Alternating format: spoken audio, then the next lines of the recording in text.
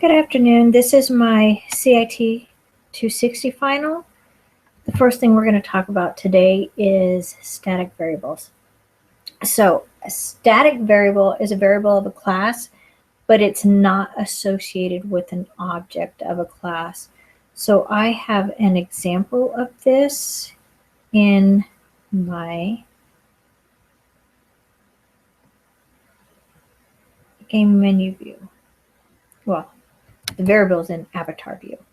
So basically what I did is right up at the very top, I have private static int spot. And basically what I want to be able to do is find the location of the avatar that the user picks, because I have set spot right here. And depending on what they pick, it'll determine which avatar prints out to the screen. So when you pick, you decide to look up the name. So at the bottom down here, I have public static int get spot. And the way it's called is over in game menu. I have int spot is equal to avatar view dot get spot. So all I did is I called the class name dot, then the variable, then the function name. Sorry about that. The function name. I did not have to create an instance of avatar view. I just had to call the class and the function, and then depending on what they chose, it'll print out a different name. To contrast this, down here I have current supply view, supply equals new. So I'm creating an instance of this class, and then I'm calling it supply because I named it right here, and then I'm calling the display. So I'm not going current supply view dot display. I created an instance right here in supply, and then I call the function. So that's the difference. The next is we're going to go over some arrays, or when to use an array list, an enum, and a regular array. So I don't have any array lists in my game. Part of that is because an array list can be added to and subtracted from, and I didn't have anything where I needed to add to or subtract from. So I created an enum for avatar, because there's always going to be these avatars to choose from. You're not going to be able to take away, you're not going to add, you're not going to subtract. Same with supply. So I made those enums because you're always going to have food, rum, and ammo. You can't take any of them away, that ruins the game, or you can't add any more supplies to the list. So I made them enums. The other place I have an array is map view. So in map view, I am displaying the map. So here, because it's a 2D array, I have 2 for loops to access or to display the information in the array or iterate through the array. And so I did this because this is what we're going to do to show you how to use an index to go through an array. So I name my index in this one right here. My index is named row. The next loop, my index is named col. So it stands for row and column. Then if you look inside the 2 for loops, I have statements that says if locations, that's what I named the array. And here's index, here's the first index row, and then index column. So if this specific location equals map.getCurrentLocation, then it's going to print this onto the screen to show you this is where you are located right now. If locations index again row and column, if this is set to true, then you will display this. It'll show, yes, you have visited this location. Otherwise, the map will just show just the line with nothing beside it. So I'm actually picking out specific locations or specific parts of the array based on the index from here and here to determine what I want the code to do. Next, what we're going to do is I'm going to show you an example of error handling. or exception handling. So here I have a variable food that I'm going to get from the user, but I don't want the user to enter anything smaller than 0 or anything more than 20. So if that happens, it'll throw, excuse me, it'll throw this error message. Same with get rum and get ammo. If it's outside of the bounds I set, it'll throw an error message if you try to enter the wrong number. Okay, so then, so here's where I set up the error message, but when you call the functions, you have to do something different. If you look here, the first one's rum. So you see I have supply.getRum. GetRum was one of the functions in the control supplies.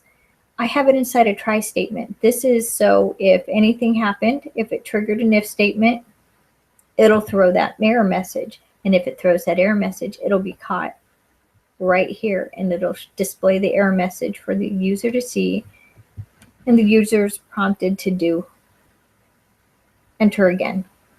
But basically what it does is it just keeps the user from entering in invalid information, and it lets them know that they entered invalid information, and it gets you to enter the information again so that you don't break your game or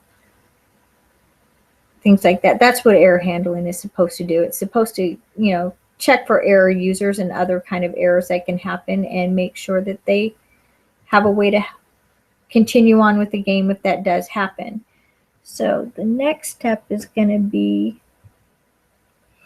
okay, the next one is going to be my report view, because we're going to go over a little bit of character streaming versus byte streaming.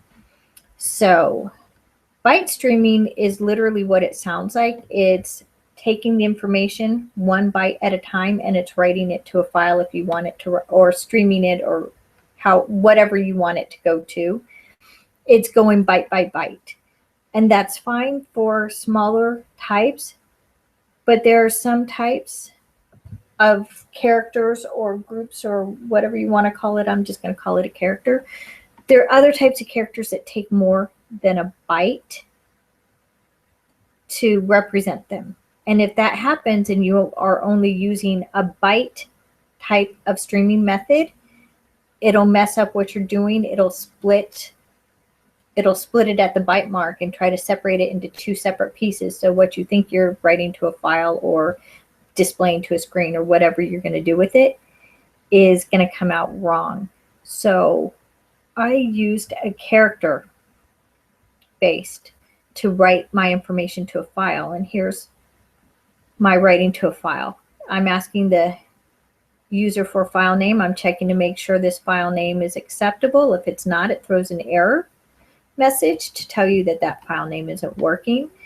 Then I created an instance for file writer, and I put the file name in here so it knows what file to write it to. Then literally I named it writer, so I literally just go writer.write, and this is what I want it to write to the file. I learned that you also have to do a return before the new line character. When you're writing to a screen, the new line character was enough, but writing to a file, it was not. So then I wrote this line, and then the next line will be this right here, and again, the return. Then here I'm calling my supply array that I created earlier. And here's my, and I'm tying it to sort supplies. So I'm calling that. And then here I am looping through the supplies. And I'm telling it to write the supply type, tab it over so it looks nice and it lines up under the other ones correctly. And then here, I'm telling it to write the amount. And then, of course, the new line character so that each type and amount are on the same line, and then it loops, it goes and returns to the next line. Then after I've written that, it tells it to write, I close the file and then say it worked successfully. Or if it didn't, then again I have a care or exception handling with an error message to say what happened if things didn't work out right. Now, the next thing I'm going to do is show you my game. So here we go. This gives a little bit of backstory right here. It tells you kind of what was going on. It tells you it's about pirates and so forth, and then it tells you to enter your name. So since I don't have an old game, we're going to start a new game. Okay, and here you get to pick your avatar. So we're going to do P for pirate or navy. Then it gives you the list of your avatars you can choose from, and I'm going to be a pirate. I want to be a girl. So I am going to be Pirate Scarlet. Next, if I ever forget who I am, I can enter N, and it'll show me I picked Pirate Scarlet. So I am Pirate Scarlet. Next, we're going to get supplies. So I push G. Get supplies is prompts for food, so I'm going to get food. So I want to get 10 crates of food. You see it's at 50%, so I could have gotten twice as much food as I did. And you can go back through till you get up to the 100%. Then there's rum, and I'll get 5 crates of rum. And then there's ammo, and I will get 5 crates of ammo. Then I will see it tells you E to exit. So we're going to exit that, and then I want to see how much I have. So I push C. And this shows me I have 5 crates of ammo, 10 crates of food, and 5 crates of rum. Next, so we did see, we're going to do display map real quick. This just shows you the map. And there it is right there. And as you see right here, this is our current location, and we haven't been anywhere, so it doesn't show visited. Okay, next we can do F or show supply amount. Basically, it tells you how many days of food or how much ammo you have, or you have a certain amount. So we have enough ammo to fight 5 battles. We better hope we're not more than 5 battles, or we're in trouble. Exit and go back. Okay, so now we're going to do the move function. Okay, so you see here that it shows you again the map, so you can decide where to move. So I'm going to go to 1, 3, and I landed on an unfriendly location, so they're going to fight. So I have a choice. I can either choose F for fight or R for run away. So I am going to run away this time and see what happens. And it looks like I got away. Oh, I didn't get away, and so I had to fight, but I fought and won because I had enough ammo. So now if you check here under current supplies, we are down a crate of ammo and we are down a crate of food. So we're going to move again. Okay, there you go. It shows we were here. Now we are here. So let's try 0, 4. They're attacking us, so we got to run away or fight. So let's see. Let's see if we get away this time too. And we did. So sometimes we get away, sometimes we don't. Show the move function again. And because I wrote this and I know where things are, I'm going to do, yay, I found the treasure, so I won the game. So I found the treasure before I ran out of ammo or food. If I had run out of ammo and had to fight, then I would have died and lost. If I had run out of food before I found the treasure, I would have died and lost. But I wanted to win, and so I won. So that is my game. I want to thank you for your time. I appreciate it, and have a good night.